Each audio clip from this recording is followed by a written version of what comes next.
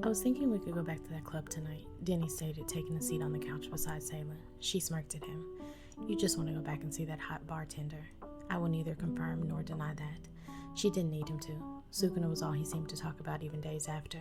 She'd been a bit surprised the two hadn't exchanged numbers, but she knew while her friend talked a big game to her, he was shy when it came to sealing the deal. Saelah didn't see the harm in going back. The week had been long for both of them, and she could use a drink and a dance floor to help her unwind. Sure, we can go back. You want to leave at 8? 8 works. It gives me time to pick out something to keep a certain bartender's eyes on me. Saelah laughed as her friend retreated down the hall to his bedroom and turned her attention back to her tablet. In the time she'd been there, she hadn't ventured outside of Tokyo, and there were so many places she wanted to see. Putting a weekend aside each month to visit them seemed like the most efficient way to knock them off her list. Denny typically worked Friday and Sunday nights, but once a month he got the entire weekend off. She would plan the outings for those weeks so her friend could see them too if he wanted to join her. Osaka and Kyoto were the first on her list. She bookmarked several things she knew they'd both be interested in. Since neither of them drove, she would book train tickets for them a week before they left each time. Once Denny pulled out every piece of clothing he owned to find the perfect outfit for the night, she'd run the idea by him. She'd shifted to reading a book when Denny returned 30 minutes later, holding up his chosen outfit. Saelah gave him a thumbs up. His goal was to keep Sukuna's attention, and his chosen attire would do just that. The entry line had been as long as previous, but moved quickly. At the front, the same outfit from before was stationed there. When he took her ID, he looked it over, eyes flickering up to her, a smirk on his face before he allowed them entry. It was odd, but she didn't dwell on it. The nightclub was just as busy as it had been the last time they visited, and once again they beelined for the bar. What better place for her friend to be eye candy and grab the attention he wanted? Saelah knew he'd succeeded when they made it to the bar, and Sukuna stopped mid-mix to look her friend over. The smile he gave Denny was predatory, and she could damn near feel her friend preen at the attention. They took a seat, and when the other bartender, a beta if she had to guess, with a short white bob and a singular line of red approached them, they were sent 2 other patrons as Sukuna stated, "I've got them, you're on me." "Hello, Sukuna," Denny greeted, and the other man smiled at him. "I didn't know you'd be working tonight." "No, but you hoped," Sukuna responded, and Saelah stuck her tongue in her cheek to keep from laughing at her friend's sudden loss for words. He was saved from having to respond when Sukuna asked, "Same drinks as last time?" "Yes, please," Saelah responded. "I don't think being coy with him is going to work for you," she told Denny when Sukuna went to make their drinks. "I get the feeling he's going to call you out for it each time." "You're probably right, and I'm going to enjoy every minute." Saelah laughed. "I bet you are. Be sure to get his number this time, or give him yours." "Here you go," Sukuna stated when he returned with their drinks. "I'm surprised you remembered with as many people as you serve each night," Denny said, and Saelah reached into her crossbody for her card. "I remember most things that come from a pretty face," Sukuna responded. Saelah held out her card to him as she glanced at her friend, and was sure if she felt his cheeks, they'd be warm from an invisible blush hiding under that gingerbread skin. Sukuna gently pushed her hand away. "They're covered," he responded, and she knit her brow. "Thank you," she replied, putting her card away.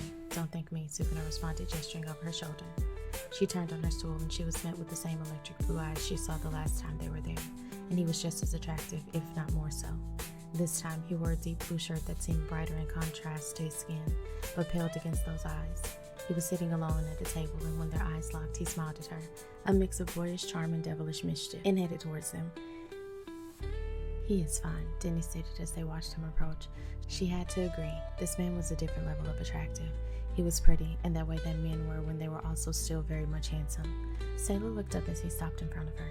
He was tall, and while not overly broad, his shirt did nothing to hide the muscles of his biceps. "Thank you for the drinks," she said, breaking the brief silence between them. "My pleasure. Gojo Satoru, but you can call me Satoru," he introduced, holding his hand out. Satoru. Saelah liked it. Satoru was now the 4th man she'd met since being in Japan who didn't seem to care much for formalities. "Evan Saelah," she responded, taking it. "You can call me Saelah." Satoru kissed her hand. "It's a pretty name. Would you care to join me?" he asked. "I'm sure Sukuna would be willing to keep your friend company for a bit." Saelah looked at Denny, who wiggled his eyebrows at her. She told him not to leave her alone the last time they were here, and wouldn't feel right doing the same to him now. "He's in good hands," Sukuna said. "Go," Denny shooed her. "Put yourself in what could be talented hands." Saelah swatted at him with her free hand before grabbing her drink from the bar. She allowed Satoru to help her up, and it was only when they reached where he'd been sitting previously did he let her hand go as she took a seat. "So, Saelah, are you visiting?" "No. Denny and I moved here almost 4 months ago. We both studied Japanese culture and took the language. It was an easy decision to settle down here when we decided we wanted to change." She paused to sip her drink. "So, we're here for the next 5 years at least."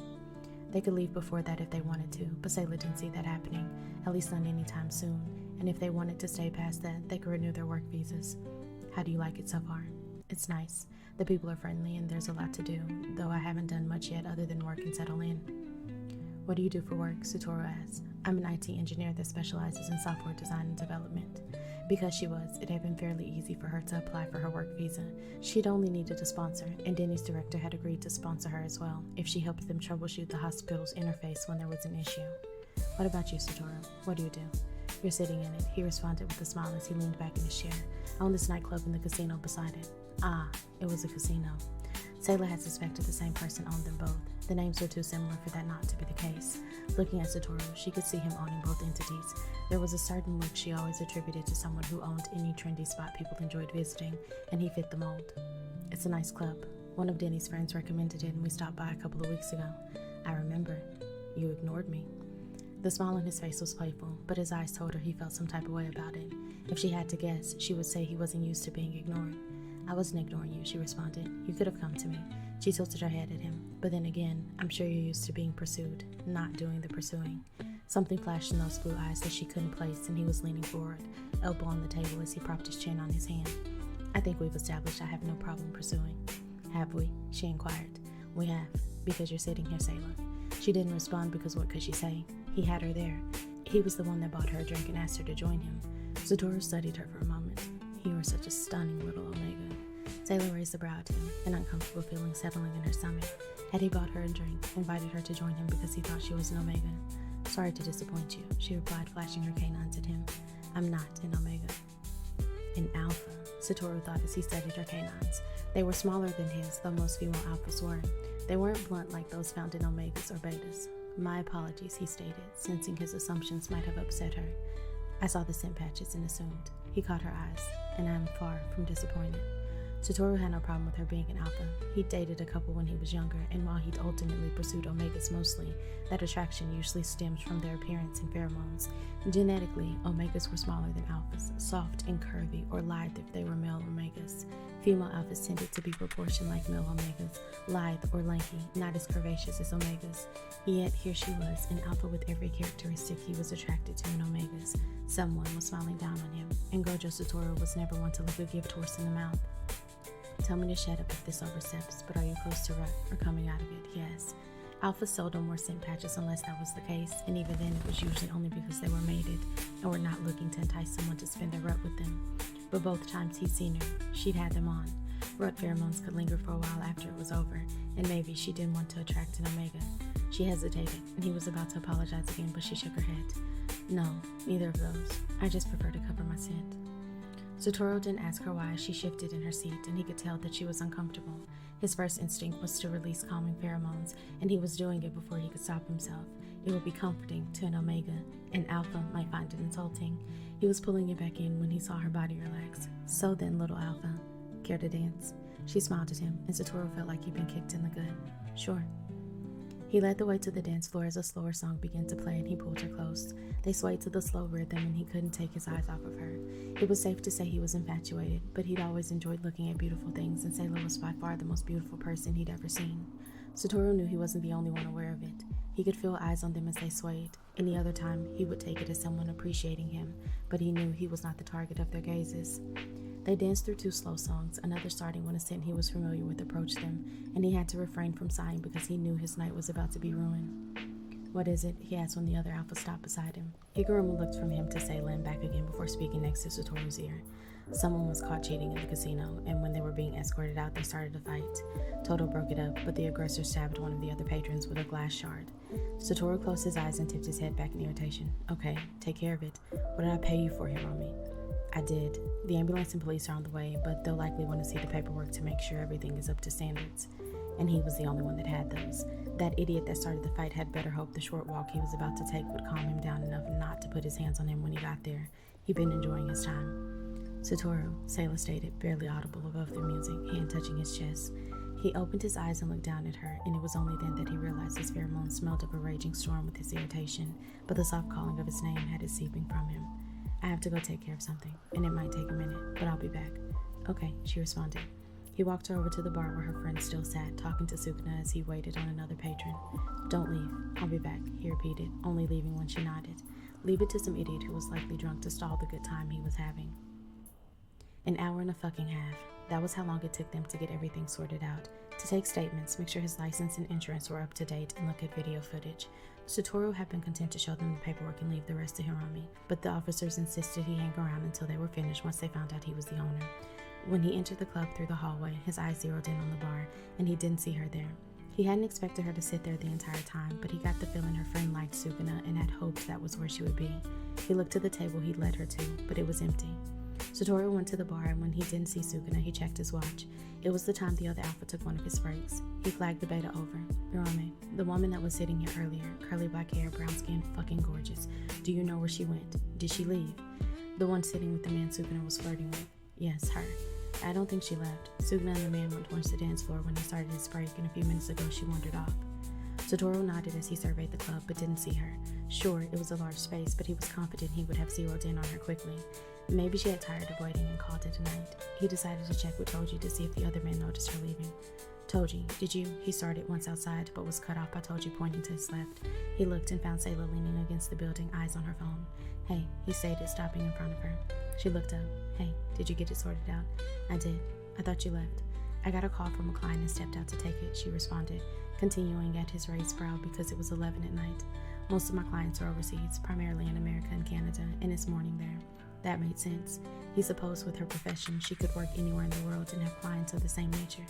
May I? He asked, gesturing to her phone. When she handed it to him, Satoru leaned against the building and put his contact information, made sure it was saved, and gave it back to her. Now, if I'm pulled away, you can reach me, or any other time you want to. He paused. Should we go back inside? I'm sorry, I need to go. This client is having an issue and needs it corrected quickly. It's an easy fix, but I didn't want you to think I blew you off, so I waited.